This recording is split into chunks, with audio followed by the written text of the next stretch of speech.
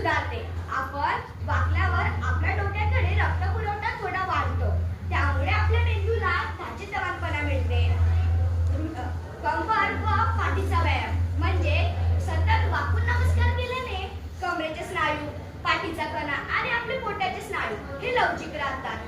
हृदय मन एक संधता म्हणजे वाकल्यावर आपली छाती ही आहे ती जमिनीकडे झुकते आणि त्यामुळे श्वसन हे खोलवर होते आणि आपला तणाव हा कमी होतो.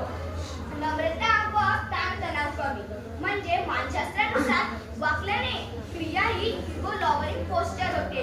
म्हणजे इगो लॉवरिंग पोस्चर म्हणजे काय तर आपला गर्व आणि अहंकार. ज्या माणसांना गर्व असतो ते माणसं ते व्यक्ती केव्हाही मान वरती घालून चालतात. त्यांची मान कधीही खाली होत नाही.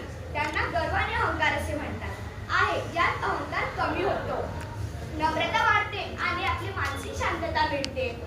सकारात्मक ऊर्जा प्रवाह हात जोडून आणि वाकून केलेल्या नमस्कारात शरीरातील प्राण ऊर्जा ही योग्य रीतीने होते म्हणजे सरळ चालते असे योगशास्त्र सांगते. म्हणजे असेच व्यायाम शास्त्र असे सांगत असते. धन्यवाद.